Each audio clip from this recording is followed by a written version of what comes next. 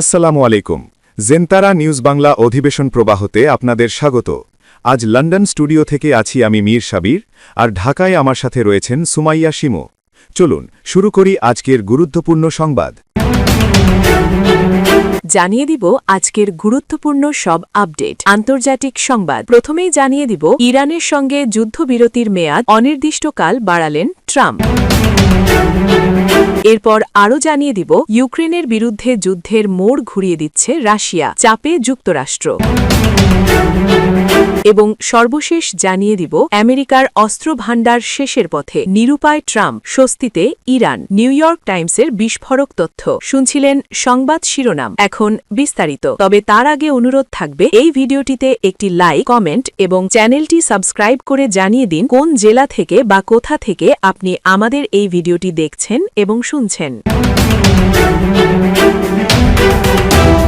মধ্যপ্রাচ্যের সংঘাতের অস্থিরতা কাটাতে এবার কূটনৈতিক ভারসাম্য রক্ষার লক্ষ্য নিয়ে এগোচ্ছে ট্রাম্প প্রশাসন। হোয়াইট হাউস বলেছে, শান্তি চুক্তির জন্য ইরানি নেতাদের সম্মিলিত প্রতিক্রিয়ার অপেক্ষায় আছেন ট্রাম্প। 2 সপ্তাহের সামরিক যুদ্ধবিরতির পর ফের যখন দানা বাঁধছিল উত্তেজনা, তখনই আসে অনির্দিষ্টকালের যুদ্ধবিরতির ঘোষণা।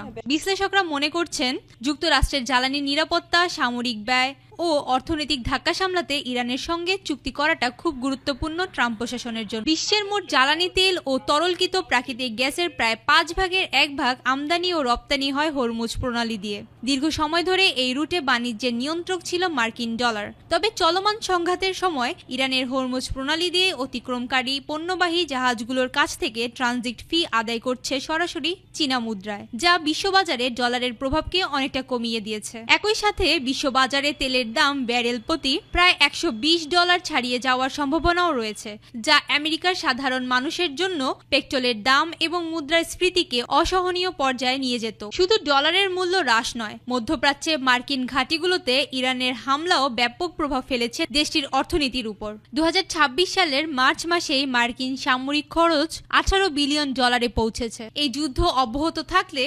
পেন্টাগনের কোষাগারের উপর মারাত্মক প্রভাব পড়বে। এছাড়া মধ্যপ্রাচ্যে যুক্তরাষ্ট্র বেশি জড়িয়ে পড়লে ইন্দো প্যাসিফিক অঞ্চলে চীনের ক্রমবর্ধমান প্রভাব বাড়তে থাকবে। একই সঙ্গে ইউক্রেন ইস্যুতে যুক্তরাষ্ট্র তার প্রভাব ধরে রাখতে পারবে না। এতে বিশ্ব রাজনীতিতে আমেরিকার আধিপত্য হুমকির মুখে পড়তে পারে। ইউক্রেনের বিরুদ্ধে যুদ্ধের মোড় কি ঘুরিয়ে দিচ্ছে রাশিয়া? কারণ ইউক্রেনের সবচেয়ে গুরুত্বপূর্ণ অঞ্চল ডনবাসের প্রায় 90% এলাকার নিয়ন্ত্রণ নিয়েছে রাশিয়ার সামরিক বাহিনী। তাহলে কি যুদ্ধের ময়দানে হারতে চলেছে ইউক্রেন? চলতি বছর এখন পর্যন্ত ইউক্রেনের কমপক্ষে 80টি এলাকা দখল করেছে রুশ বাহিনী। কিন্তু যুক্তরাষ্ট্র এক্ষেত্রে কিভাবে চাপে পড়েছে? যদিও ইরানের বিরুদ্ধে সাম্প্রতিক যুদ্ধে জড়িয়ে অনেক কিছুই হারিয়েছে মার্কিন প্রশাসন, সেই যুদ্ধে ইরানকে শক্তি যোগানোর অভিযোগ আছে রাশিয়ার বিরুদ্ধে। এদিকে এয়ার ডিফেন্স সিস্টেমের ব্যাপক সংকটে ভুগছে ইউক্রেনের প্রতিরক্ষা বাহিনী, যার কারণে রাশিয়ার ছোড়া ব্যালিস্টিক মিসাইল ও আত্মঘাতী ড্রোনগুলোর বেশিরভাগ অংশকে প্রতিহত করতে পারছে না কিয়েভ। তাহলে কি ইউক্রেনের সামনে সাহায্যের হাত বাড়াবে যুক্তরাষ্ট্র? একই সাথে ভিন্ন 2টি অঞ্চলে লড়ছে যুক্তরাষ্ট্র। মধ্যপ্রাচ্যে নিজেদের সাম্রাজ্য রক্ষায় সাম্প্রতিক সময়ে ইরানের বিরুদ্ধে যুদ্ধে জড়ায় মার্কিন প্রশাসন। তবে সেখানে তেমন কোনো স্বার্থই এখন পর্যন্ত হাসিল করতে পারেনি যুক্তরাষ্ট্র। উল্টো ইরানের ছোড়া ক্ষেপণাস্ত্রের আঘাতে ব্যাপক ক্ষতির শিকার হয়েছে মধ্যপ্রাচ্যে থাকা মার্কিন সামরিক ঘাঁটিগুলো।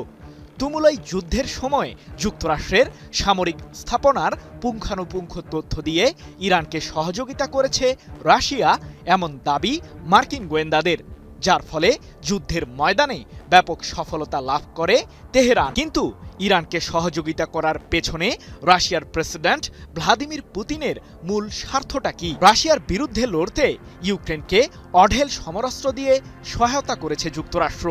তাই তো বিশ্লেষকদের ধারণা, পুতিন তার দীর্ঘদিনের বন্ধুরাষ্ট্র ইরানকে সহযোগিতা করতে একটুকুও কৃপণতা করেননি। মূলত যুক্তরাষ্ট্রের বিরুদ্ধে পরোক্ষভাবে প্রতিশোধ নিতেই তেহরানকে সামরিকভাবে সহায়তা করেছে মস্কো, এমন দাবি সমরবিদদের। তাহলে কি ইরান ইস্যুতে শিক্ষা পেয়ে ইউক্রেনের কাছে আর সমরাস্ত্র পাঠাবে না যুক্তরাষ্ট্র। ইরান যুদ্ধের কারণে যুক্তরাষ্ট্রের বিশ্বব্যাপী মজুদ থাকা সামরিক সরঞ্জামের একটি বড় অংশ শেষ হয়ে গেছে। প্রভাবশালী মার্কিন সংবাদ মাধ্যম দ্য নিউ ইয়র্ক টাইমসের এক প্রতিবেদনে এ তথ্য জানানো হয়েছে। প্রতিবেদনে বলা হয়েছে, ইরানকে কেন্দ্র করে চলমান সংঘাতের প্রভাবে যুক্তরাষ্ট্রের বৈশ্বিক সামরিক সক্ষমতার ওপর চাপ ক্রমেই বাড়ছে।